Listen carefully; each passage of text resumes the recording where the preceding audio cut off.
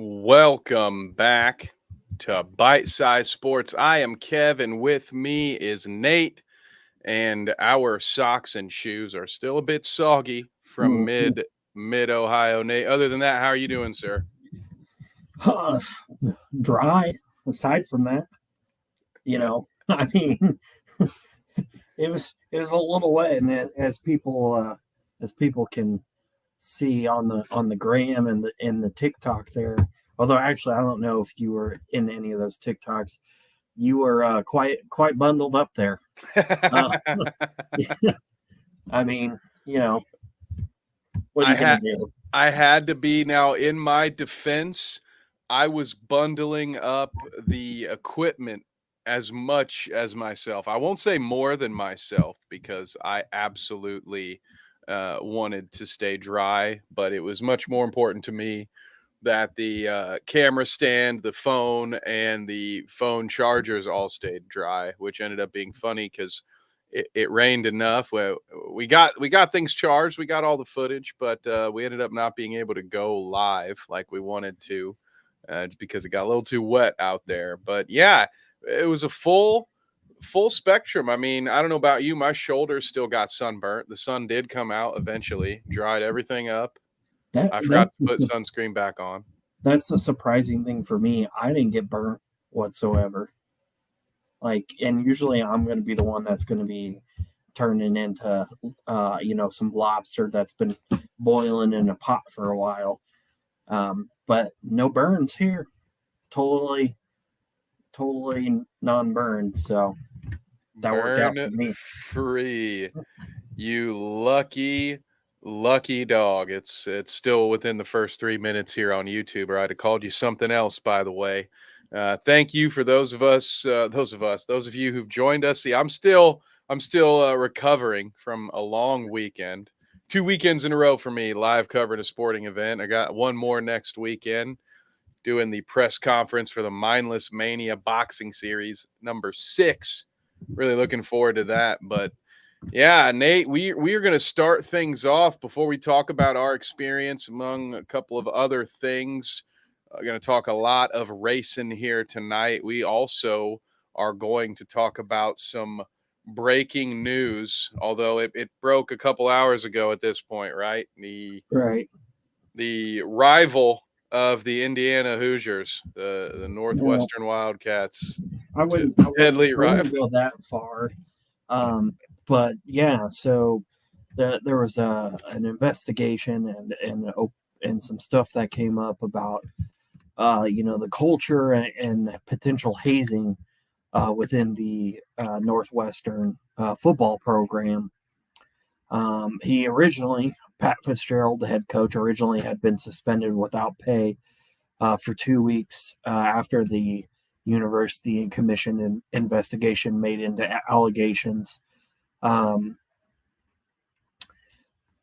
it was kind of to the point where like they didn't really identify that the there was sufficient. God, I can't talk today. Sufficient evidence that the coaching staff really knew about the ongoing hazing. But after that happened, the Daily Northwestern, which is the school newspaper, pretty good school newspaper because Northwestern's journalism program is world class. So they know their shit there. I couldn't come And up with a better name than the Daily Northwestern. Sorry, go ahead. well, Indiana's is the Indiana Daily Student, so you know it's See, not that's like why I had to leave. You see what creativity our home state breeds, Nate? It's just a vacuum of creativity, a black hole outside of David Letterman. Look at that. And the next one, what is Purdue's? The Purdue paper. That's what they. I think it's the Purdue Exponent. I do love it, guys. I still have love for Indiana. All right. It's all in good fun. I'm allowed to say these things. My family are Indianans still. So, it's okay. But anyway, sorry, I derailed it by making a joke about Northwestern's newspaper. Sorry, I'm trying to keep it light because it is some sensitive subject matter here. So bear with me. This is how I cope. All right. I make inappropriate jokes. But anyway, Nate, sorry for my derailment. Please continue. So yeah, so there was initially this kind of goes back to November, and there was a whole detailed list about some hazing allegations, and I'm not, other than like the headlines that have come out, I'm not too in depth on what the exact details are. But they basically detailed like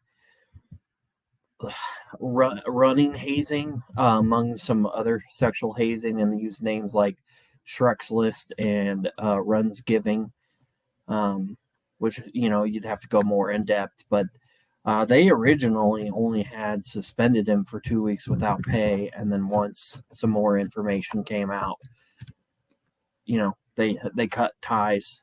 So whether or not we'll see what's going to happen with it. But there was a letter that came out um, from, I believe, from current players that they were all in support. But also something else came out with a current Northwestern player who stayed anonymous. Said that the hazing allegations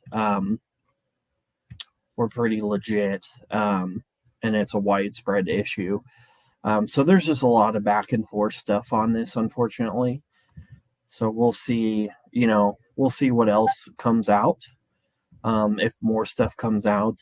But in this day and age, you really got to make a decision of like cut ties. I mean, it's not really acceptable to do anything anymore. And like not to get on a soapbox here, but there's a difference between hazing of like, oh, take my bag, rookies take my bag, put it on the bus, or, to the hotel room or whatever, or freshmen or whatever, compared to like sexual abuse hazing, which always seems to involve a broomstick. Not saying this time does, but it Locker rooms always are seems, weird, man. yeah.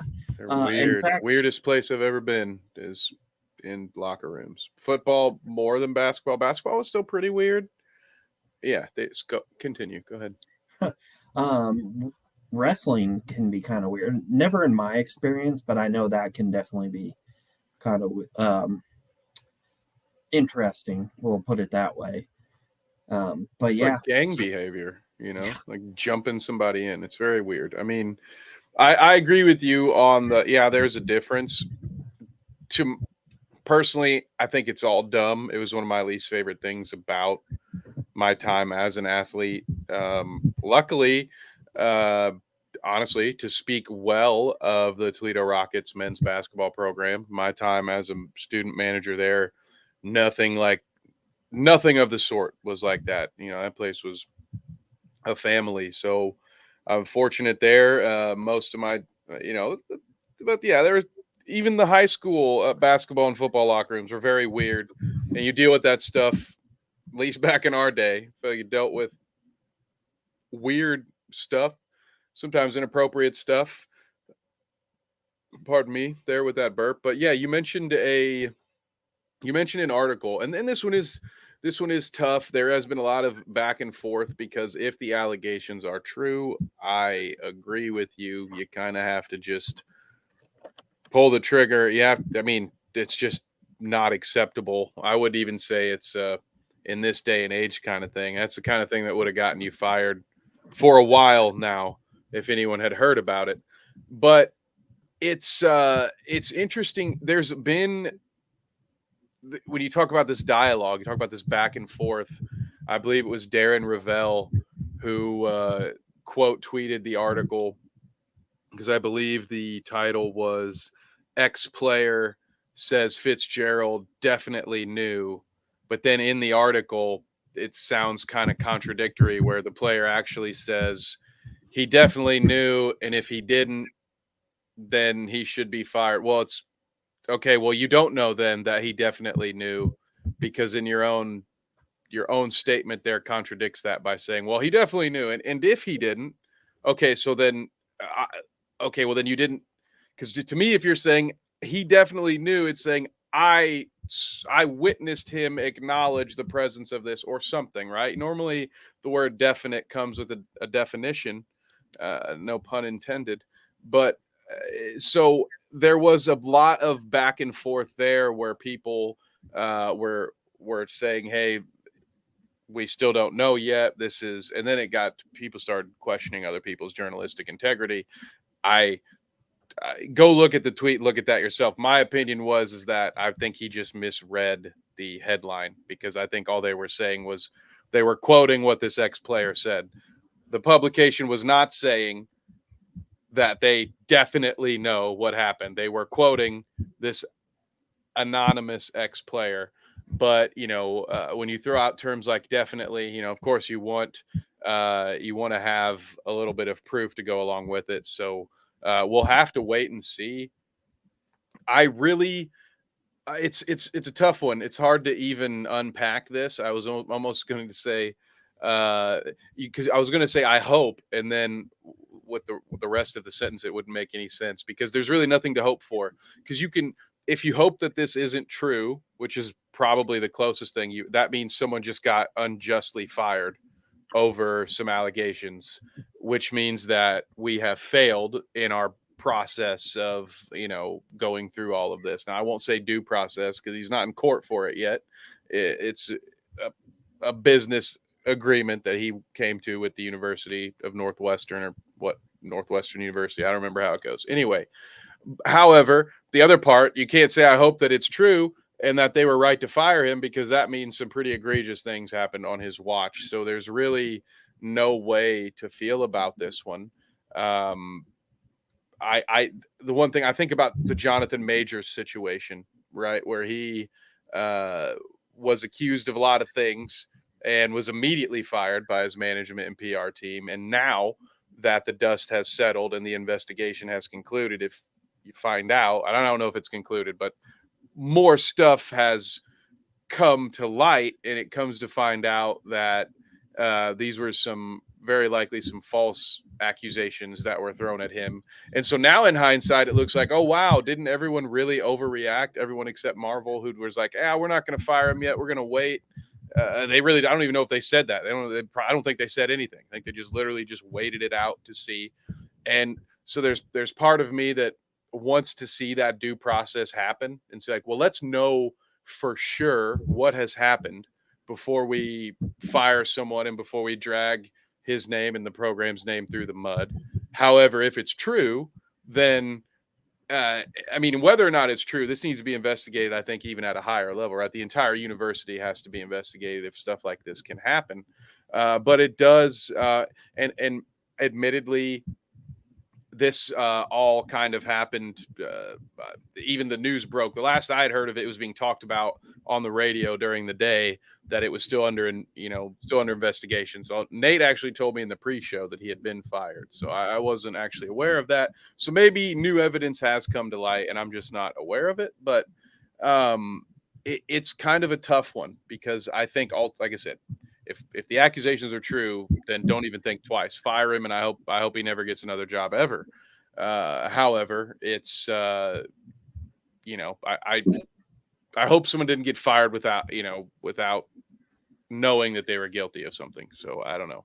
Do you know, Nate? Have you maybe seen more than this than I have? Maybe not. So apologies. But have you seen anything else like any direct? Is there more to the story that has come out since this afternoon that led them to fire him? Has there been some sort of big piece of evidence that came out with the breaking news, or was it just they're feeling the pressure and they're just not going to take the chance? I believe some other stuff had come out over the weekend. More details about what was happening. So this was after they had made the decision to suspend him for 2 weeks without pay. And then, more stuff kind of came out afterwards. But nothing this afternoon.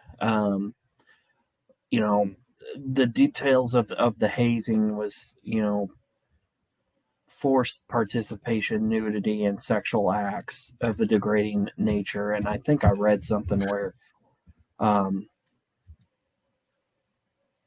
like the freshmen and stuff would, be forced to participate. Um, some people, Timeout. go Trigger ahead. warning. Trigger warning. Because yeah, we'll talk. Because I want to ask you if you've heard. So yeah, we'll just say it right now. We're going to talk about some of the specific allegations. All right. So SA trigger warnings for everybody. All right, go ahead, Nate. Because I want to ask you about if you've heard the same things that I've heard as well. Yeah, so I heard some stuff where like they would be dressed in like purge like mask for whatever reason, and then dry humped, which What? in its own right is not even taking the consent thing towards it, but just like why do you want to dry hump somebody? Like, in all honesty, Well, um, yeah, that and so another one I heard was naked bear crawls or something mhm, like they had to do a bunch of naked cardio, and I don't understand. I just don't get it, man. And we both, and neither of us are pro athletes, but we both grew up in locker rooms. We both spent plenty of time playing sports. I've seen some weird stuff. I've never seen this like group hazing. It was almost always on an individual level, and it was usually always more of a one upperclassman had a problem with a specific underclassman, and you'd see some shit like that, and somebody would have to step in. So I was blessed to never have to experience this weird cult behavior in my own mhm. personal life. I don't know about you, Nate. Um, I have not, but there here in Carmel, there was a pretty big um, controversial hazing case actually on the basketball bus. This was probably about, I want to say about 13 years ago, give or take. oh, okay. Well, I Um, mean, it doesn't make it better, but no, it doesn't. But this one at least also, it's I further believe, away. um, this one also, I believe, um, included a broomstick Oh thing. my! Why is it all?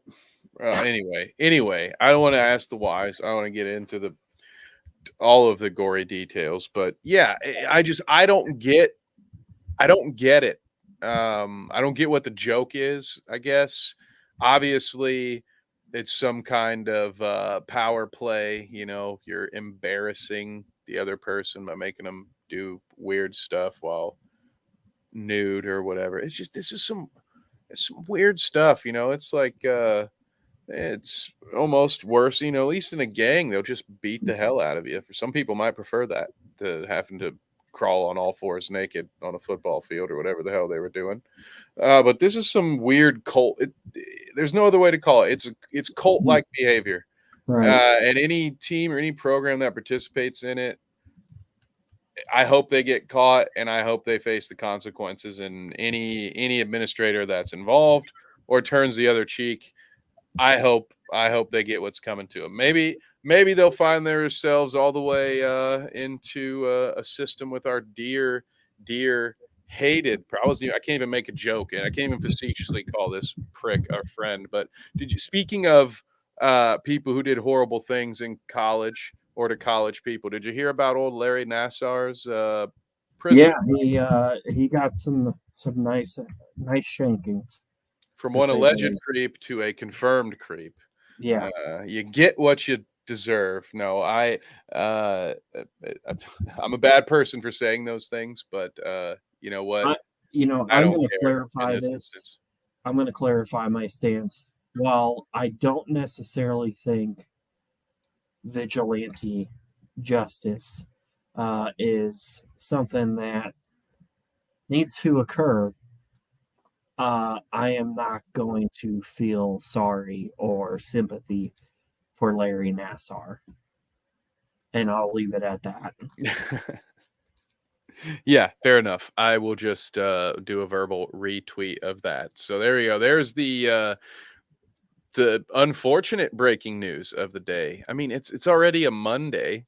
Can't, Hmm. as if it couldn't get any worse. So let's talk about some racing. Now, before we talk about our experience, which again, you can check out some of our footage on our Instagram, on TikTok. All that information is scrolling on the bottom of your screen right now, but it's at Bite Size Sports.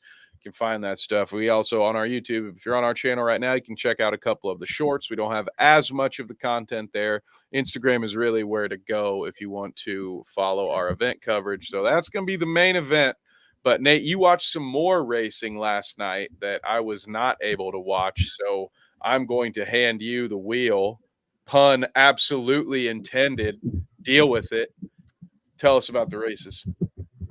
Yeah, so this weekend, aside from trucks and ARCA, NASCAR was in the Peach State down in Hampton, Georgia at Atlanta Motor Speedway. Excuse me. So last night was the Cup race, which, you know, surprise, surprise, it ended up getting rained out, rain shortened race.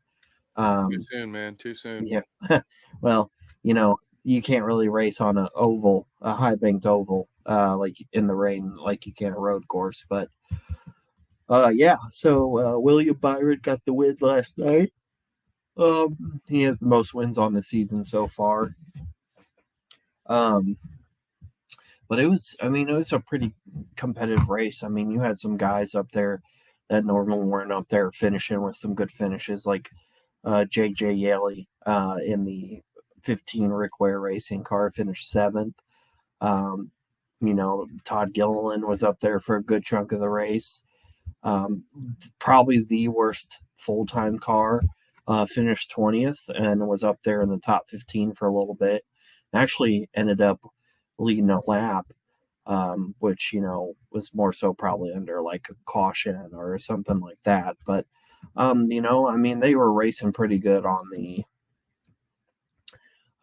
faux super speedway. So, it just seems like though NASCAR can't stop tripping over their own feet when in regards to rain, which like they can't do anything about the rain.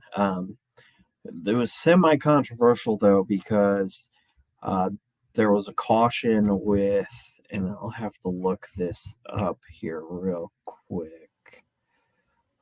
See if I can find this. Absolutely. While you look it up, I will shout out our viewers. We got viewers all across YouTube, Facebook, and Twitch. Thank you for tuning in. Hit us up with a comment if you have a question for us. Fire away. We might save them for the end of the show. We might answer them right now. If they're about NASCAR, Nate might answer them right now. If they're about something else, we will fit you in. Feel free to join our Discord where we talk trash about sports all day long. Nate, have you found what you were looking for yet? Yeah, so there was a caution on lap 178, and they ended up running behind the pace car until lap 185 when it started raining more heavily. A lot of people were upset because it was just a spin. It wasn't like a huge wreck, and they probably could have gone back racing. But, um, you know, last year at Daytona, they were racing and it started to rain, and it ended up causing a huge crash. So, they were trying to play on the safe side of things. So a lot of people were upset about that. But honestly, like, it's better safe than sorry, and it's not like it really changed much in the race anyway. So, um, but yeah, and then on Saturday night was the Xfinity race. Not as exciting, not as competitive. The best car, the driver kind of whined after the race because nobody would work with him since it's a drafting track. But the problem is he's won like 3 out of the last 4 drafting style races. Um, and if he was going to end up getting to the front, nobody's going to pass him. And they weren't going to play together well to get it together. So, but yeah, that's what happened in Atlanta. Um, It's like when Barry Bonds got, you don't get pitched to, if you're if you're gonna dominate like that, yeah, no one's gonna No one's going to help you out. But you were saying Atlanta. Yeah, so might have been a tiny bit, a little more exciting in the farmlands of Ohio, wouldn't you say? Oh yeah, it was not nearly as exciting for us as it was last year. Now the fun stuff is not only can you see all of the content that we shared last year, but we still have some old behind the scenes footage that I realized when I was like, no shit, is it really the O'Reilly 150 again? I never finished that video stringing together all the footage from last year. So we're gonna have them side by side for you all to compare soon enough. But yeah, this was a well, let's see. The omen started right away. We had before we even got started, someone spun out, right? Like we were under Mhm. caution before we could even get anybody going. Now, for what it's worth, before that race got started, they had legitimate puddles at certain parts of the track. I know that was something that was being covered frequently because at one point we thought we were ready to go green, and then they had to do one more lap around the whole thing because there was just one particular spot where the water would not stop pooling, and they had those big what were those what were those drying machines called, whatever the Oh, sweepers or whatever. yeah, truck drying. Yeah, they had those things rolling, so it's kind of a bad omen from the start. But I don't know, Nate, correct me if I'm wrong. It felt like we could hardly get through 2 or 3 laps before a caution for Yeah, because most stages. a bunch of god damn, a bunch of people didn't know how to drive in the rain, which isn't really much of a surprise, but it's like maybe it was early, so maybe be a little careful. You know, don't don't go full bore. And Yeah, out of the gate. And the other part that I thought was interesting, there just seemed to be a lot of unnecessary I think there was one unnecessary bumping, I guess, and I don't know if it was a lack of collaboration because we even heard a couple times on the commentary where it was teammates that where it's like one guy just doesn't give the other guy the space he needs. You know, it's a left turn going into a sharper right turn, and he just forces his teammate off the track. And I don't understand. Obviously, you might give up the positioning. You'll probably lose. Like, you're probably going to end up behind your teammate in that situation. But uh, is it not better for the whole team if, let's say, for instance, he gets eighth and you get 10th rather than you getting ninth and him now getting a does not finish because you just spun him out in the dirt because you didn't want to lose to your teammate? I don't right, understand. From what it sounded like from the race commentary, it sounded they made it seem like that has become a bit of a recurring issue throughout the sport. Is that your experience? Was that something that was just this race? I know you mentioned people weren't accustomed to driving in the rain. Things did dry up by the second and third laps, and it was still happening. So, what are your thoughts on some of that? Is that just a part of modern yeah, racing?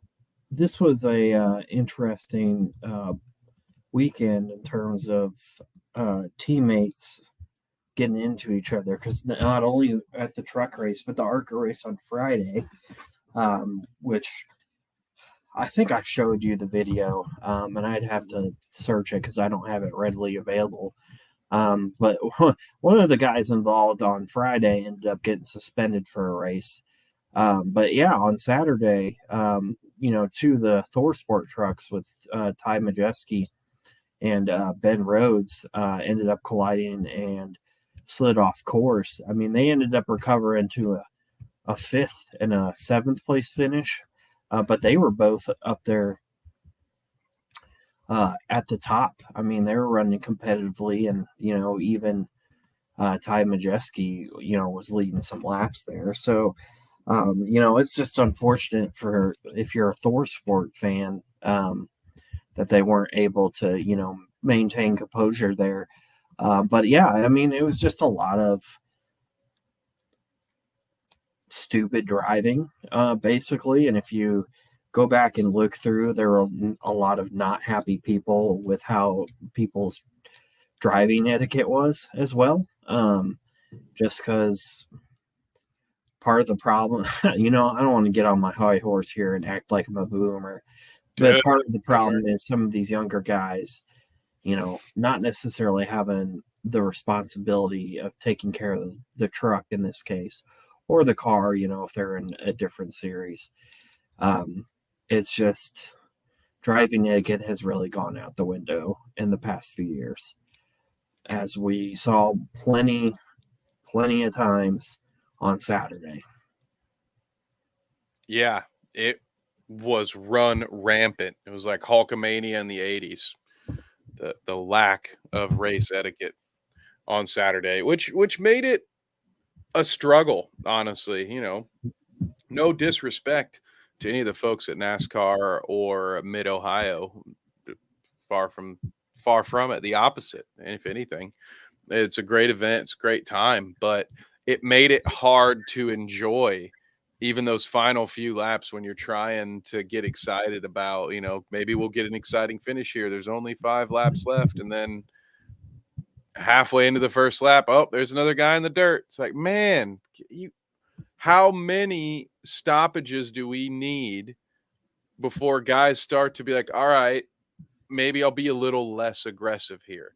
It felt like it reminded me in our iRacing days before Bite Size Sports was on the Oscar series, which we'll be talking a little bit more about iRacing here soon. I think we're going to be making a guest appearance, a little Bite Size 99 car in the Mm-hmm. mix tonight. But forgive me, I can't remember the series we were in last year, where we kept getting just run into because it was a lot of I think it was amateur racers. Go I ahead. think it was Elite, if I That's right. remember Yep, correctly. Elite Racing League, I believe. Which again, nothing against the folks running it, but the people racing in it. There were too many folks who didn't know what they were doing, and our very talented racer, Mr. D West, would constantly just get completely taken out of races because people just didn't know what they were doing, no driving etiquette. It still happens occasionally, but we will be rooting for it not to happen in the Erska Belly Up Sports Series tonight. They are at Talladega. I will add the link into the comment section here momentarily. We'll get it pulled up on screen, but it's tonight at 9:15. So I'm gonna be honest with you. You can guess about the time our stream's gonna end because Mhm. most of the time our beloved bite-sized sports car is racing during our Thursday night episodes of the Bounce. So I finally get a chance to watch this thing, actually watch one of these live and be in the comment section. So I'll be watching.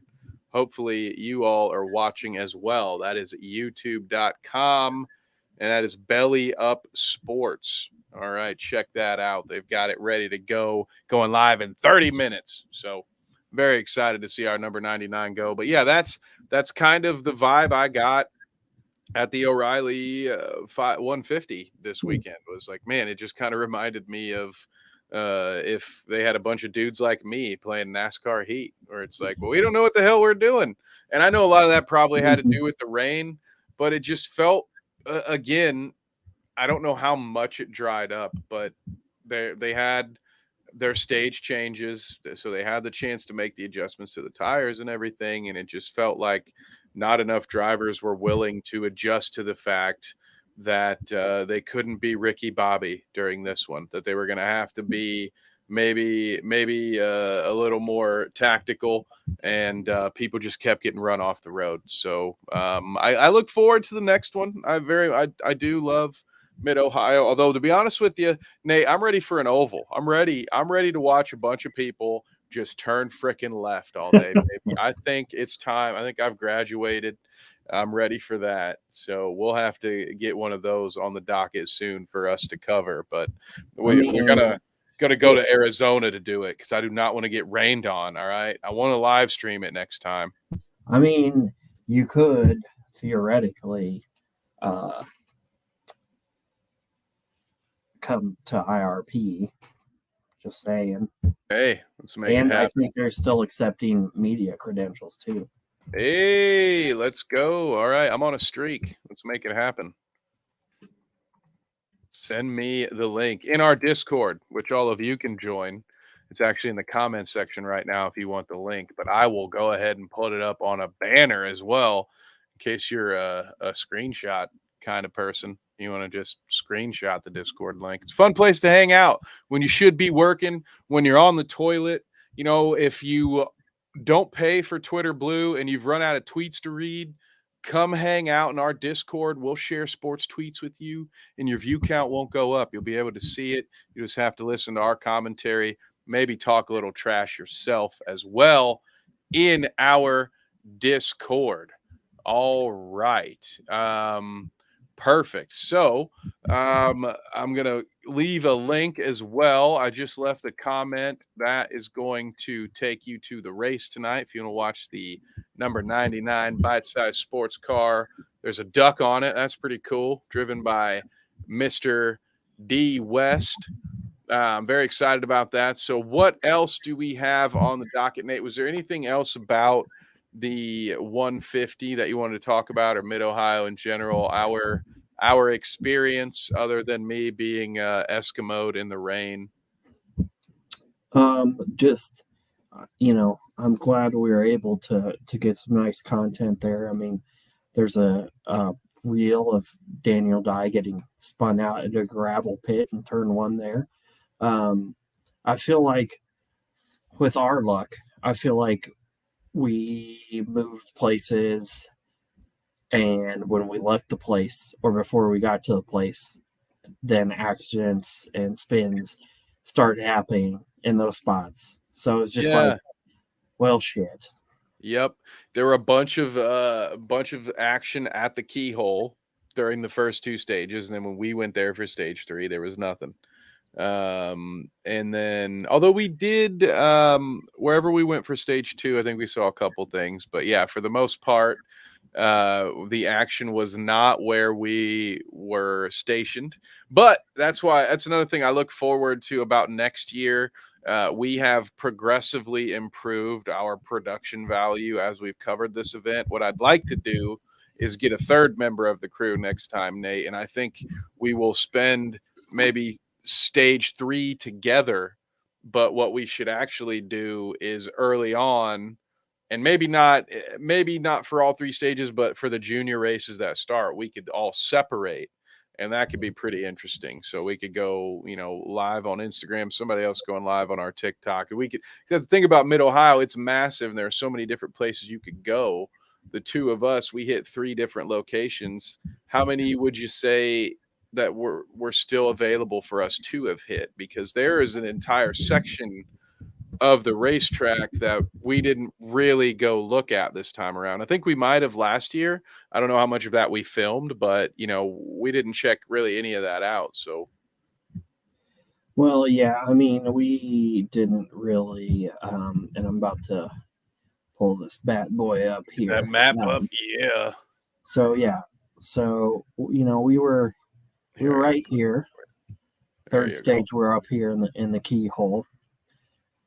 I mean, we were over here, China Beach area, sort of thing. But you still got the S's and Thunder Valley and the carousel, which we've not really sat over there. Although there's not a ton of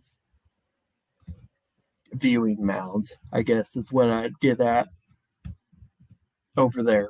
Um, somebody else has something to say apparently too. Yeah, shout out to the studio cat. It's all right. We employ animals of all kinds here at So Bite yeah, Size Sports. it looks like good old Terre Haute Jimmy's got to make a little journey next year. Oh, let's go. Yep. THJ. We'll have to hit him up. He's taking this long of a vacation from the bounce. He owes us a traveling trip here, or maybe we'll just find a racetrack in Indiana we can all go watch together. Maybe we'll all visit you down in Indy.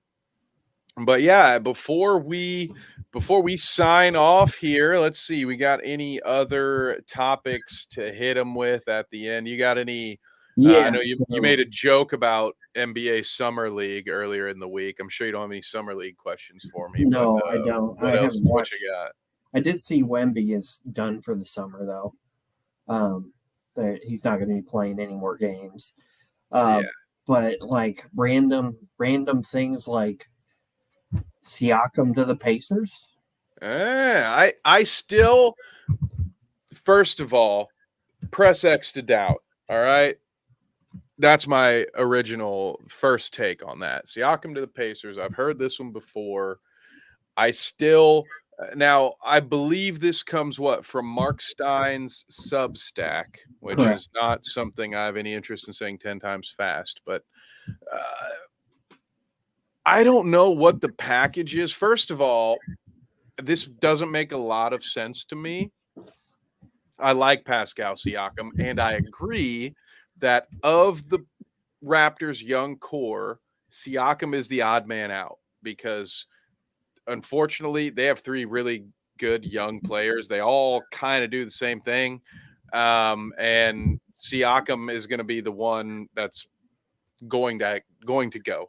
Um, I, with the Pacers having just drafted Jarris, I don't understand why you would then trade for someone who's going to start over him. And I think they're really excited about what they've seen in summer league. He's had some pretty ferocious blocks.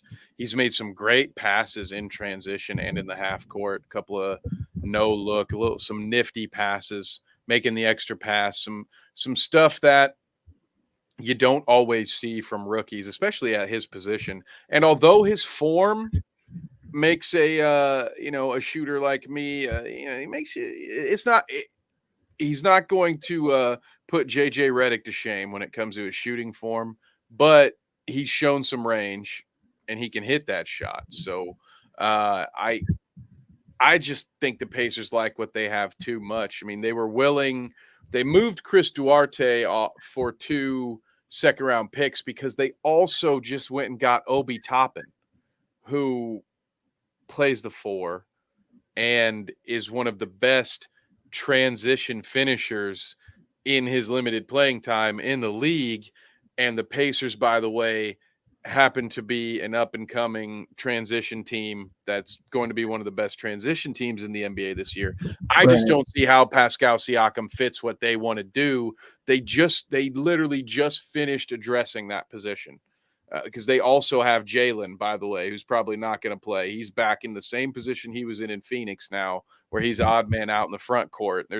Maybe he'll get some backup minutes at the 5, but no, so I for was, me, Siakam things out. But sorry, what were you saying?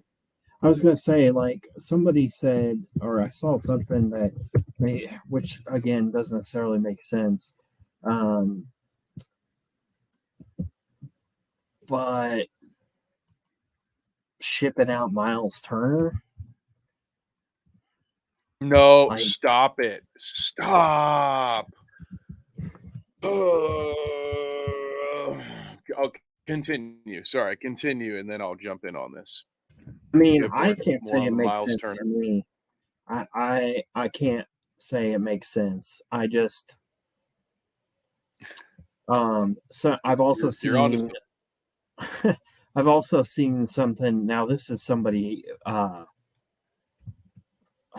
don't know how big this dude is. He's got like 8,000 followers, but he said for the Hawks, an offer would be like something like DeAndre Hunter, Patty Mills, AJ Griffin, and a protected first round pick. Which, I mean, you would be able to say more than me. I mean, do you think that would be something to no. get it done?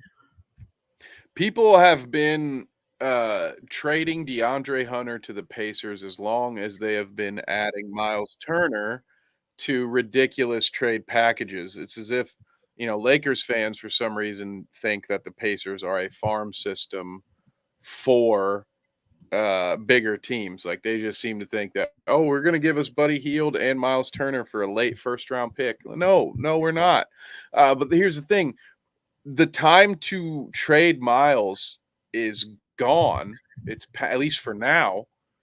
They've done this dance for years. I used to have a joke with the staff over at Last Word on Sports where we write our hoop articles because it was like, oh, it's that time of year again where as a Pacers writer, I could just start writing Miles Turner rumor pieces because it was just every year you were going to have those rumors.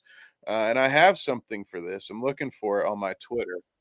I made a meme specifically for this. So we will when I find it, when Nate gets back here, we'll pull it up. But no, this Miles Turner thing, the Pacers, they're not going to trade him now. They finally came to that agreement for a long-term extension. They have a young core. He fits what they do. They're not going to add him in packages. Certainly not for DeAndre Hunter. And I don't see a situation where you're going to trade Miles Turner in this Pascal Siakam deal either.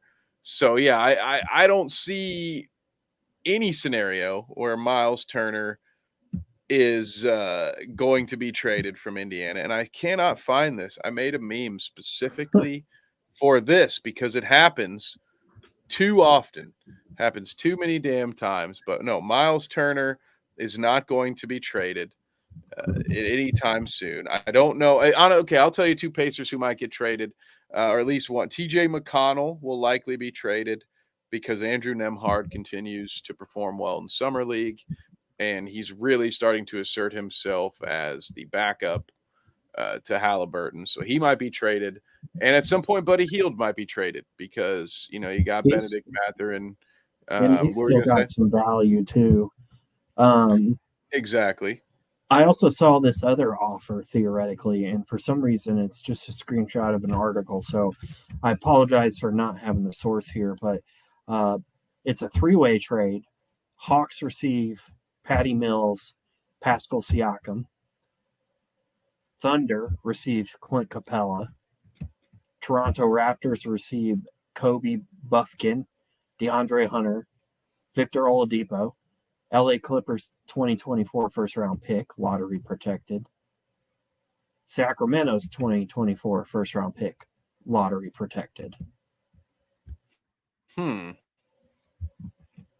Well, do you have that? Do you have that? I after I I show can, you this. Oh wait, no, dang it. That's the Summer League one. All right. Imagine this, but it says Miles Turner trade rumors. All right, dang it, I found the wrong one. But if you have that trade, you can pull it up because that was a lot of names, and I have a hard time keeping all of those names in my head to assess that trade. But it is one of my favorite things to do to break down these ridiculous. I love Trade Finder, man. It's one of the greatest things mhm. that ever happened to the internet. It's a blessing and a curse. All right, so let's see. I can add that. You got that pulled up. All right. Patty Mills and Siakam to Atlanta. The Thunder receive Clint Capella. I think okay. Toronto receives Buffkin, DeAndre Hunter, Victor Oladipo. Where is Oladipo coming from in that scenario? Why is he? Did he get moved and I not know it? Because the last I knew, Yeah, he had. he's on Thunder again. Oh, really? Okay, I missed that one. Um, Yeah, he got traded to the sign Thunder actually last week. sign and Um, trade to the Thunder. um, Old Interesting. Depot, second round 2029, second round 2030 for cash considerations. How did I miss that one? Um, geez. Wow. Okay. Now it makes a little more sense to me because it's like, how did Victor Oladipo get dragged into this? But no, I not a big fan of that one. I don't think it happens. Oh, Here's another one. poor Victor. Uh, Hawks get Pascal Siakam. Raptors get, and this is with the Pelicans too. Raptors get Jonas. I can't say this last name. Valenciunas. Valanciunas, Jonas Valanciunas. Valanciunas. Ah. Uh, Kira Lewis, Jalen Johnson, Kings first via the Hawks. 2025 top four protected first from the Pelicans. 2029 first from the Hawks. Swap rights in 2030 with the Hawks. And then Clint Capella goes to New Orleans. Was that one of those things where you just throw a bunch of bullshit into your that seems like an infomercial where it's like a $10 item, and in order to get you to pay $129 for it, they just throw a bunch of other cheap bullshit in there because you lost me at about like 7 draft picks in. I'm like, dude, I only have so many fingers. Like I can't keep track of all these assets that are. And And how dare here's you put Miles Turner to the Raptors? I mean, you're fired, by the way, for that headline. Like that's I ridiculous. was waiting for you to see I had to that, fire but you in front of your own cat, dude. That's how dare you? and here's another one. It's Raptors, Mavs, Hawks. Which what's with everybody wanting to trade Clint Capella? But aside from that, Raptors He's the get new Miles Turner. yeah, Raptors get Hunter, Buffkin, Jalen Johnson, first round from Sacramento, 2024. Mavericks first round, 2026. Mavericks get Clint Capella, and the Hawks get Siakam and Tim Hardaway Jr. Tim Hardaway Jr. The Mavericks get Siakam and Tim Hardaway Jr. Is that what you said? No, the Mavericks get Clint Capella.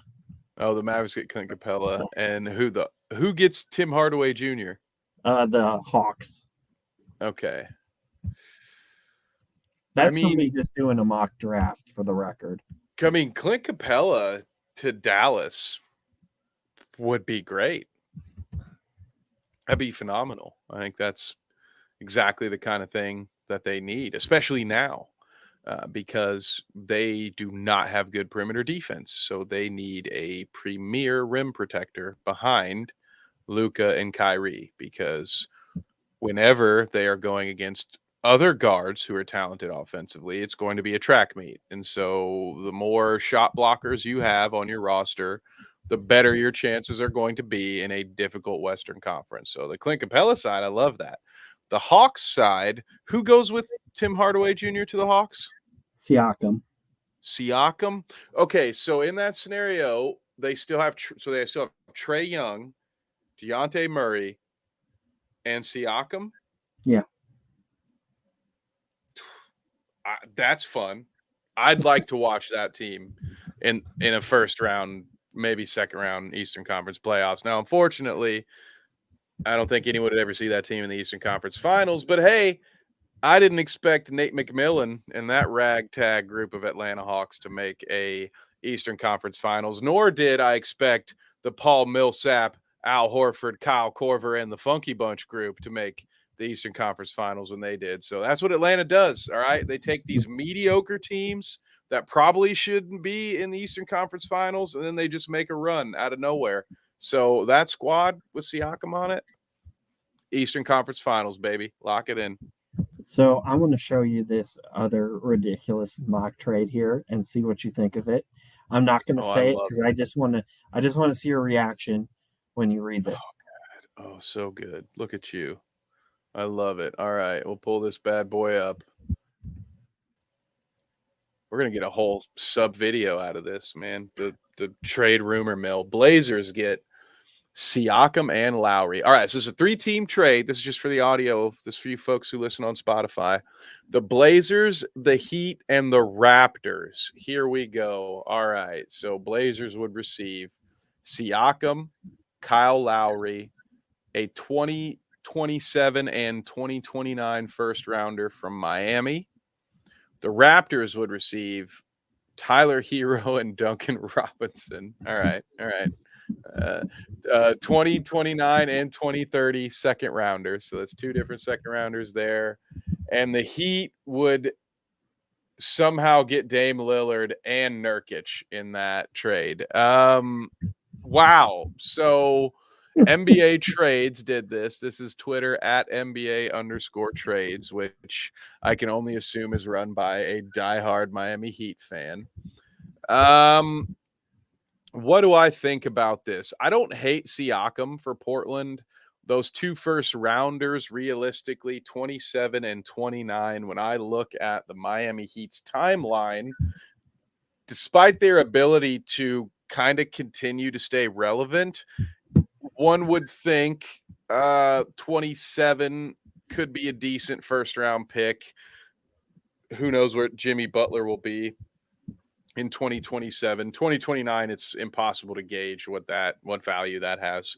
Um, and then the Raptors just get completely shafted in a sense, but not really, because all signs point to they know they need to move on from Siakam, and they get Tyler Hero, who does something that their other two stars don't do very well. We were talking about this earlier, Nate. The Raptors' three best players all do the same thing. They all play very well inside the 3-point line. They're good finishers. They're creative off the ball. They move well without the ball. They play good defense. None of them are great 3-point shooters. So to add Hero and Duncan, all right, you get some range, however streaky it is. You get some shooting in Toronto, but it feels like you're getting, I mean, it feels like you're not getting a great return for Siakam. Meanwhile, the Heat, for 2 first-round picks, get Damian Lillard and Nurkic. I mean, that's highway robbery to me. I don't know. It'd be fun. I don't think there's a chance in hell Portland accepts that deal. But what are your thoughts? I mean, face value, that deal kind of seems real fucking stupid for everybody except for the Miami Heat. So, Right? I mean, I who love it. knows? We're gonna bring this back. I think you may have just brought something into the bounce sphere, the bounce verse on Thursdays. We may have to start doing some trade rumors. So Nate, as you see more of these wild bad boys, please, please, please, please drop Well, them into Discord, because I I've want to got, save them. I think where is it here? Oh, if I you've thought got I more, had let them one. rip. Here's another stupid one. This is a 4-team trade for the record. Ooh. Atlanta So Hawks. you might have to pull this one up for me if it's 4 teams. Okay, I'll, I'll do that. Feel It's free just to read somebody. it, but It's just somebody tweeting it. I'll read it here though. Um, so Hawks get Siakam, Pelicans get Julius Randle, Bogdanovic, round one from the Knicks. and a Randall. Pelicans Okay. get Zion, or Knicks get Zion, and Raptors get Nance, DeAndre Hunter, and round one from the Hawks. Congratulations. My heart goes out to the Toronto Raptors. You have now assumed the Indiana Pacers role as everyone's freaking farm system, apparently.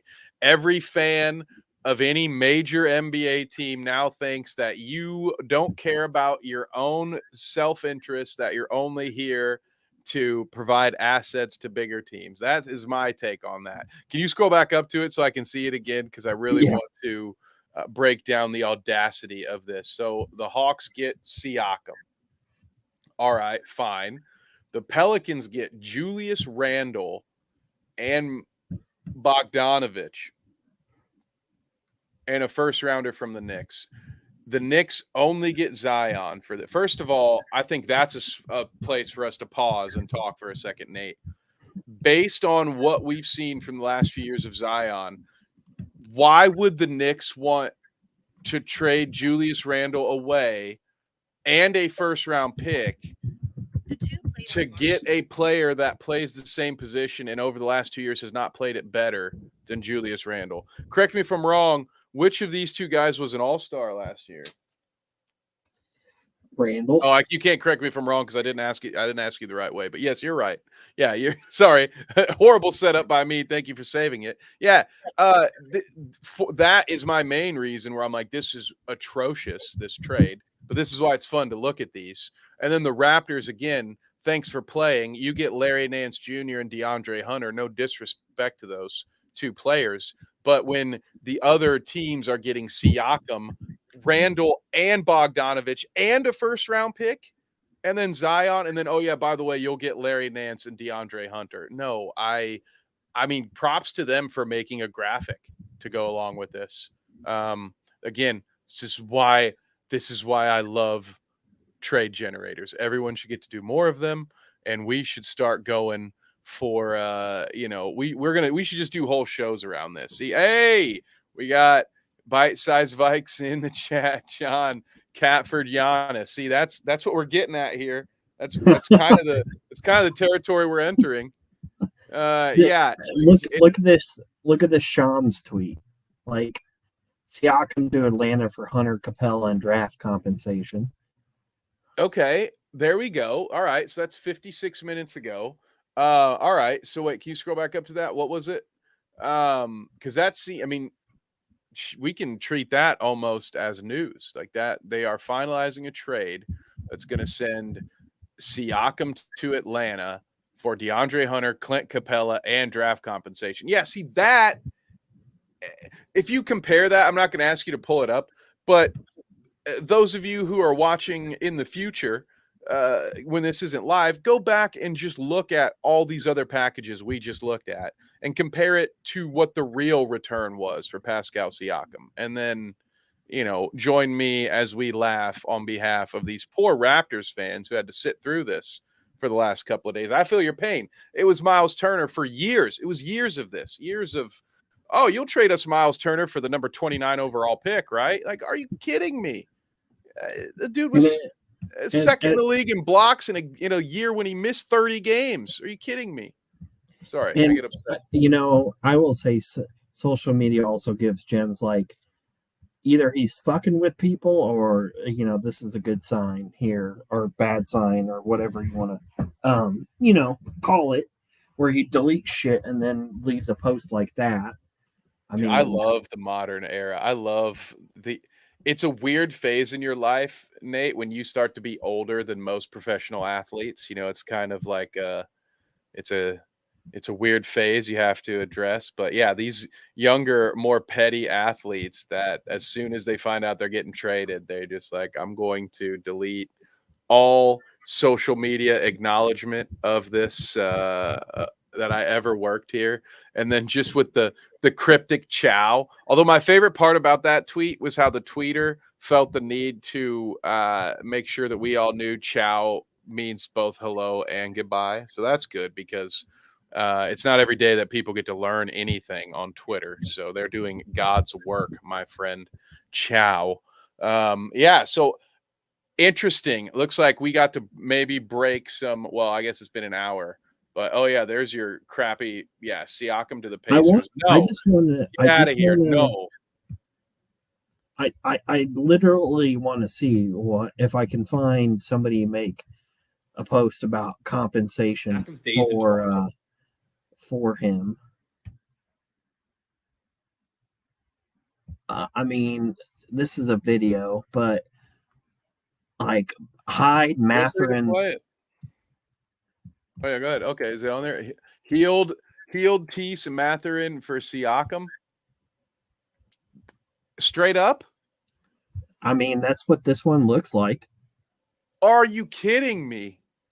Benedict Matherin and two other players for Pascal Siakam. Dude, see this stuff like this right here. For those of you out here, if you're ever nervous, if you feel like your opinions aren't valid enough to put them out there for the world to see, I want you to think about stuff like this. I want you to have the courage that this young man in our little TikTok picture in picture thing here, I want you to be more like him because for some reason he thinks that these trades are good ideas and they're awful. And he's putting his face on them and everything. So and it's all good. And that's okay. What about this one? Have no fear. Yeah, no, let's send him. This one's more realistic, if I can be fair, because Benedict Matherin, for a good chunk of the season, was in the running for Rookie of the Year. We are talking about a guy who is he's on a trajectory to be a multi-time All-Star. You're not going to trade him and Buddy Hield. I mean, Tease is Tease there. That's just kind of a throw-in. But you're not going to trade your future, your younger, potentially better player, to then go put Pascal Siakam next to Miles Turner when you already had Domantas Sabonis, who, sorry, breaking news, is much better than Pascal Siakam. Sabonis and Miles didn't work. No way Siakam and Miles is going to work so much better that you're going to send Benedict Matherin. Like it's so It's awful. I don't understand how you could watch basketball last year and put that package together.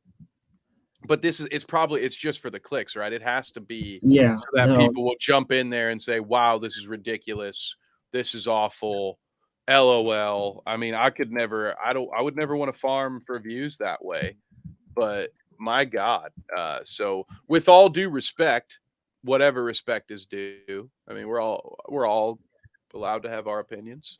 So I'm so sorry. yeah. I mean, That kid's probably 18 years I'm old. I'm pretty an much. asshole.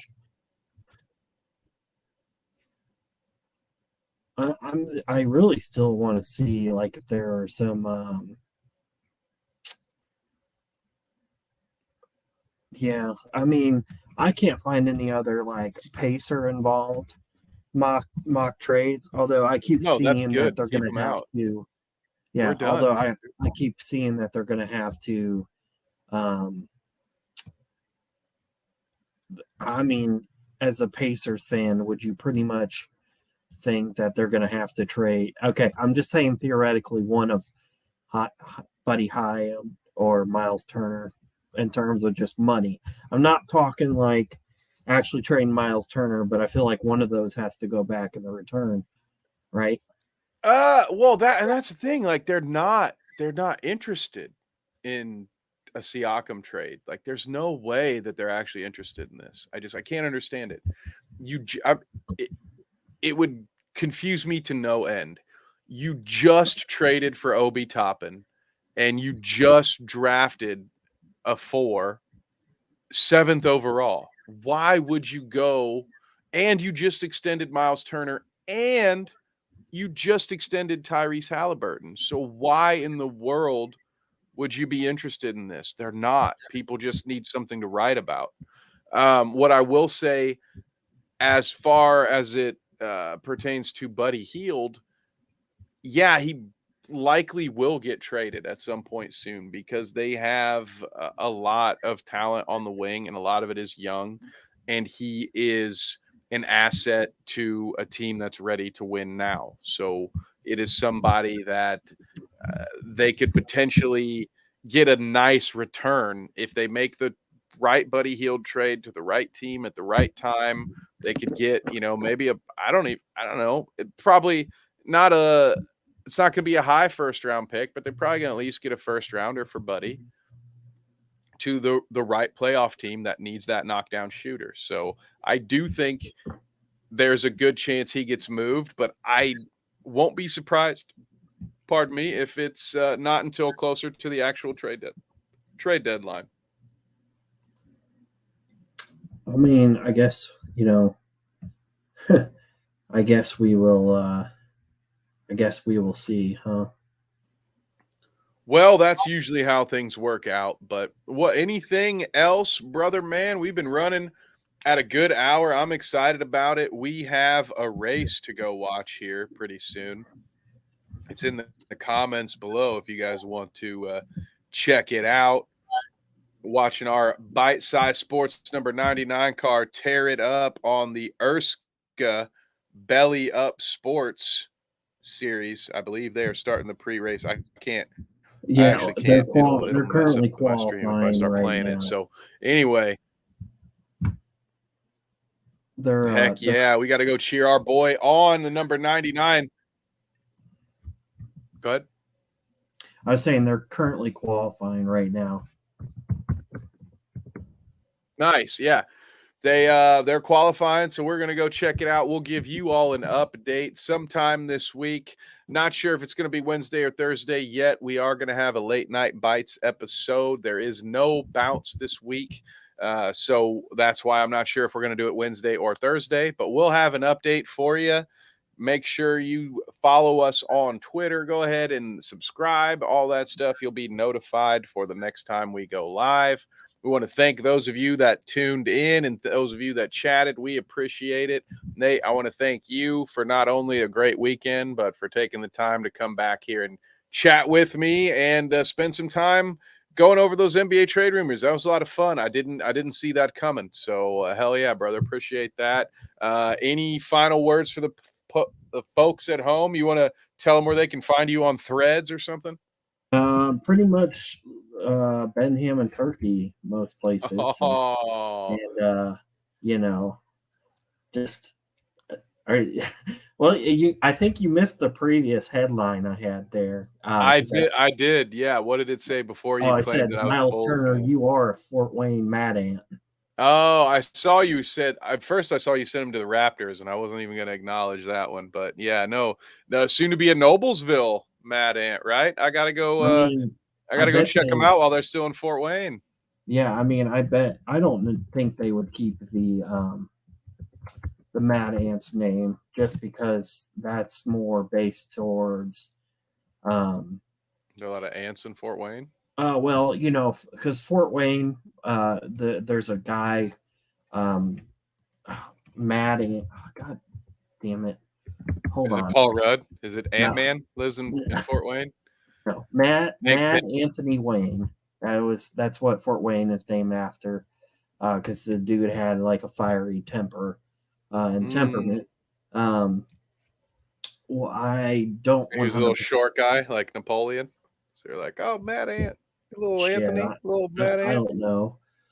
Uh, It's Indiana, baby. See, full yeah. circle. We're right back at the end, and we're talking about the creativity of Indiana. See, that's beautiful. Where else do you get such great content? But no, Nate, Ben Ham and Turkey everywhere on the internet. Anything else? Any other parting words for the folks at home? I want to say I think the Mad Ants are actually playing in Indianapolis this year. Not to That's what I like, just said. Oh yeah, that's what I said. That they were going to Noblesville. Yeah. well, they're not going to Noblesville until at least another year because they have to. Oh, so they're not playing in Fort Wayne anymore. That's bull jive.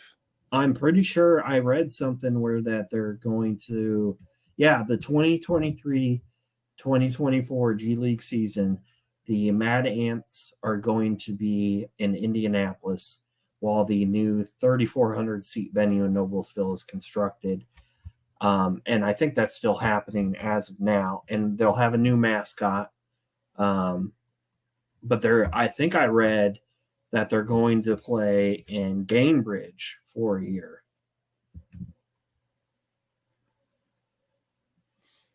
They're going to oh, really? Well, Yeah. I don't know how I feel about that, but I I get whatever. It doesn't make it that makes no sense to me. I guess maybe there's a story. There's must be something that I don't understand. You already have a venue where the team has been for years.